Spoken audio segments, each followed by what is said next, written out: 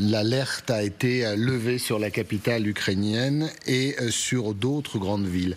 Reparlons de cette actualité du jour, mais elle date d'hier, sur cette nouvelle menace de Vladimir Poutine qu'il ne faudrait pas trop prendre à la légère, malgré, parce que c'est également un message à destination des Russes, malgré ce qui va suivre. Alors ce qui va suivre, c'est une séquence télé de l'un des propagandistes en chef, ami de Vladimir Poutine, proche du Kremlin, mais pendant quelques secondes, on va se mettre dans la peau d'un Russe, on va s'installer devant la télévision et on vous parle de cette menace. Alors, cette menace, elle s'applique sur quoi? Sur qui? Qu'est-ce qu'on rase aujourd'hui? Eh bien, regardez.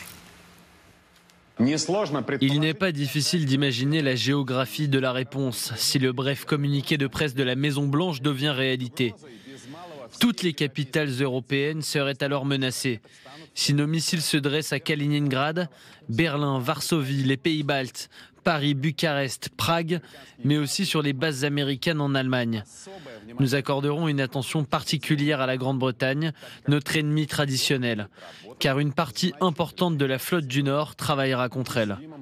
En fait, il suffit de 3 missiles pour que cette civilisation s'effondre. Alors, plus sérieusement, vous avez le tout-puissant ministre russe des Affaires étrangères, Sergueï Lavrov. Bien évidemment, lui aussi a pris la parole sur le sujet. Ces missiles ont été utilisés contre la région de Bryansk, en Russie. Toute utilisation des missiles ATACMS ne peut être faite sans l'aide des instructeurs américains. Si les missiles à longue portée frappent le territoire russe depuis l'Ukraine, cela veut dire que cette action est opérée par les experts militaires américains. C'est une nouvelle phase dans la guerre de l'Occident contre la Russie et notre réponse sera appropriée. La guerre de l'Occident contre la Russie, il y a toujours ce message, notamment à ce nouvel ordre mondial, les BRICS, les amis de la Russie, de plus en plus nombreux, hein, c'est presque la moitié de la population mondiale. Est-ce qu'on a trop dit sur les plateaux, notamment de télévision ici et ailleurs, que c'était la énième menace de Vladimir Poutine, ce recours au nucléaire? Ou est-ce qu'un jour, il faudrait quand même le prendre au sérieux? Déjà dans l'idée, au sérieux quand il appuiera sur le bouton. Non, dans le message. Oui, c'est ça. Enfin, le problème, c'est qu'on peut ne pas le prendre au sérieux jusqu'au jour où il décide d'utiliser l'arme nucléaire, et auquel cas, ça deviendra très sérieux très vite. Donc, je pense qu'il faut au contraire prendre ça très au sérieux. Maintenant, il ne faut pas se tromper sur ce qui a été... les Russes n'ont pas, à part les propagandistes et les rodomontades de la télévision d'État russe, mais le gouvernement russe n'a pas menacé d'atomiser les pays occidentaux. Il a simplement modifié sa doctrine nucléaire pour élargir le cadre d'emploi de l'arme nucléaire, en sachant très bien que de toute façon, c'est le politique qui reste souverain en la matière. Donc la doctrine, c'est un document qui est à la fois un document qui cadre la préparation des forces, mais qui cadre aussi... C'est un document militaire, quelque part, non? Alors, militaire, non, surtout politique en matière nucléaire. Surtout politique, c'est politico-diplomatique. C'est pour nous, en fait. Politico-diplomatique. C'est ça, c'est pour nous dire, attention, là, on s'est donné un petit peu plus de marge de manœuvre, et puis... mais à la fin, c'est le politique qui décide. Aujourd'hui, la réalité, c'est que si la Russie souhaite riposter à l'usage d'attaques MS par l'Ukraine. Déjà, elle peut le faire contre l'Ukraine, elle le fait déjà, notamment en continuant ses frappes contre les infrastructures énergétiques ukrainiennes, qui sont quand même le principal moyen de... Enfin, la raison pour laquelle il y a des alertes aériennes en ce moment à Kiev et dans les grandes villes, c'est ça. Par ailleurs, elle a la possibilité de faire de l'escalade, entre guillemets, horizontale, c'est-à-dire sans élever le seuil de la menace nucléaire, mais en allant frapper ailleurs. Il y a des sabotages, il y a un câble qui a été coupé en mer Baltique, on soupçonne que c'est peut-être un sabotage. Voilà, il y a... Si ce n'est russe, en tout cas, c'est chinois. Entre les deux, c'est le capitaine du navire chinois et russe. Oui, voilà. Donc bon, il y a eu les menaces. C'est une coalition. Il y a eu les menaces de fournir des armes anti-navires évoluées aux Houthis en mer Rouge. Donc il y a la possibilité d'armer davantage l'Iran et donc de créer un autre abcès de fixation géopolitique. Donc la Russie a un panel d'options aujourd'hui qui fait qu'elle n'a pas vraiment besoin d'élever le seuil de menace nucléaire. Comment ? Maintenant, moi, ce que je constate, c'est que, en fait, ce discours russe qui consiste à dramatiser les enjeux à chaque fois, il a une certaine efficacité. Pourquoi ? Parce qu'au lieu de livrer les F-16 tout de suite, exactement, les Américains ont attendu des mois, même au lieu de livrer des chars tout de suite, ça a traîné des mois. Et donc en fait, ça permet à chaque fois de gagner du temps, de dégrader la situation militaire de l'Ukraine. Et donc du point de vue de la communication politico-diplomatique, c'est plutôt habile. Et vous allez voir à quel point vous avez raison, parce qu'on pouvait penser que, notamment du côté des Américains, ça marchait sur l'administration Biden. Mike Waltz, ça fait partie de l'administration Trump, c'est un poste plutôt important, et c'est un ancien militaire, c'est un patron. Voilà ce qu'il dit, lui, de cette crainte d'une réponse nucléaire russe. Et puisque vous voulez entendre l'ancienne administration, vous allez voir qu'entre ceux qui prendront le pouvoir aux États-Unis et ceux qui, pour le moment, l'ont encore, eh bien, il n'y a pas l'épaisseur d'une feuille de papier à cigarette. Écoutez les militaires, le Pentagone, et puis écoutez l'administration politique qui suit. Depuis le début de sa guerre d'agression contre l'Ukraine, il a cherché à contraindre et à intimider à la fois l'Ukraine et d'autres pays dans le monde, par une rhétorique et un comportement nucléaire irresponsable. Malgré ce que dit la Russie, ni les États-Unis ni l'OTAN ne représentent une menace pour elle. La rhétorique irresponsable et belliqueuse de la Russie ne fera rien pour améliorer la sécurité de leur pays. Il s'agit de la même rhétorique irresponsable que nous avons vue auparavant et que nous avons vue franchement au cours des 2 dernières années. Nous allons donc continuer à surveiller la situation, mais rien n'indique que la Russie se prépare à utiliser une arme nucléaire en Ukraine. J'entendais un débat ce matin sur notre antenne où on disait mais si on ne donnait pas écho aux déclarations de de Poutine et que il fallait les passer sous silence. Est-ce que ce serait intelligent de le faire ? Est-ce que ce serait criminel de le faire ?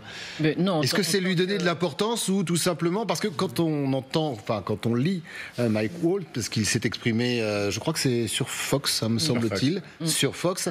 Voilà, donc tout Trumpiste qu'il soit, il est quand même inquiet du gars qui est de l'autre côté à Moscou. Non, mais en tant que journaliste, on est obligé de s'en faire l'écho. C'est-à-dire. Non, mais là, on parlait des politiques, des grands de ce monde. Non, mais les politiques, par définition, si la presse s'en fait l'écho ou si l'information circule d'une manière ou d'une autre, sur un dossier aussi important que le nucléaire, ils ne peuvent pas faire comme si ça n'existait pas. En revanche, ce que pense quand même beaucoup de monde à Washington, c'est que de toute façon, il n'y a pas de danger au moins jusqu'au 20 janvier, parce que évidemment, si Vladimir Poutine imagine que Donald Trump est plutôt de bonnes dispositions vis-à-vis de lui pour trouver une issue à cette guerre qui lui sera quand même plutôt favorable ou en tout cas pas défavorable, vous imaginez bien que s'il a recours à l'arme atomique, c'est terminé. Donald Trump, évidemment, ne pourra plus discuter avec Vladimir Poutine parce que là, on a parlé de beaucoup de lignes rouges depuis le début de ce conflit, mais là, c'est vraiment la ligne rouge absolue. Et Donald Trump, à ce moment-là, ne pourra pas discuter avec quelqu'un qui aura eu recours à l'arme atomique. Il sera même obligé, lui, contraint de riposter quelque part. Bien sûr, ce sera alors pour le coup plus qu'une escalade. Donc c'est pour ça aussi qu'à Washington, la classe politique dans son ensemble n'est pas très inquiète de toutes ces déclarations, parce que bon, c'est vrai que pour l'instant, il en a parlé, mais il n'a rien fait, et surtout parce qu'en ce moment, on attend le 20 janvier avec l'arrivée au pouvoir de Donald Trump, et là, ce serait paralyser complètement Donald Trump, enfin, en termes de négociation. Mais c'est un peu comme disait Benoît tout à l'heure, mais j'ai cru entendre l'écho du côté de Didier François sur oui, il faut le prendre au sérieux, parce que jusqu'au jour où on va se réveiller, et derrière les mots, il y aura des actes. C'est pour ça qu'il faut toujours en parler. Parce que d'abord, la dissuasion, c'est avant tout une lecture diplomatique des rapports de force. Et donc, à chaque fois que les Russes déclarent, même si c'est complètement débile, et pour faire flipper nos populations, et que derrière, on n'a jamais vu bouger de 1 mètre, 2 millimètres, une tête nucléaire qui sont toutes stockées. Et donc, de ce point de vue-là, les experts et les spécialistes, et heureusement, veillent, nos satellites regardent, et derrière toutes ces déclarations qui nous font monter au plafond depuis 3 ans, on n'a pas vu bouger d'1 demi-millimètre une ogive nucléaire. Donc déjà, ça c'est... Si, juste pour la parade. Et encore, pas certain que ce soit chargé. Il n'y a pas d'ogives nucléaires qui le sont. En tout cas, les transporteurs, comme les sous-marins. Les vecteurs, oui. Les vecteurs, ça bouge, les avions, ça machine, les exercices, ça se fait. Le dernier test a été un échec. Les ogives n'ont pas bougé. Voilà. Et à un moment, le seul truc dans lequel il y a du nucléaire, c'est l'ogive. Donc si l'ogive, elle reste dans son de stock, là-bas, ben voilà, il n'y a pas de problème. Donc, en revanche, pourquoi on est obligé de répondre à leur affaire ? La première chose, c'est qu'on voit bien que Vladimir Poutine, ce qu'il vient de signer, il l'avait annoncé en septembre. Donc c'est la deuxième fois qu'il utilise cette même rhétorique. C'est qu'eux-mêmes se sont usés dans leur déclaratif. Donc ils ont une dissuasion affaibli. Plus personne ne le croit. C'est le berger qui crie au loup, au loup, au loup. Et on lui dit, bon écoute, maintenant ton loup, tu commences à... Le problème, c'est que le loup existe, donc on ne peut pas faire comme si le fait qu'il ait dit 100 fois au loup et qu'il n'ait jamais bouffé le mouton fait que jamais un jour il viendra le bouffer. Donc on est obligé de le regarder. Et deuxièmement, une chose qui est difficile à comprendre pour nos téléspectateurs, et plus encore pour les pays qui n'ont pas d'armes nucléaires, c'est que des pays très particuliers comme les États-Unis, la Grande-Bretagne et plus encore la France, qui est totalement autonome, on a, nous, une dissuasion. Les pays comme l'Ukraine, la Pologne, etc., n'ont pas de dissuasion. Donc nous, on ne réagit pas de la même manière. Pourquoi ? Parce que la dissuasion fonctionne pour nous protéger. Donc l'abaissement du seuil de dissuasion nucléaire russe nous pose un problème en tant que pays doté. Pourquoi les États-Unis font attention à ce qu'ils donnent à l'Ukraine et à ce qu'ils font ? C'est pas qu'ils ont peur de la Russie. Le jour où ils veulent leur ratatiner la gueule, ils leur ratatineront la gueule. C'est vraiment pas le sujet. Non, mais on va parler franchement, d'accord ? Donc c'est pas ça qui leur fout la trouille. C'est pas qu'ils ont peur de la Russie et que les menaces russes les paralysent. Pas du tout.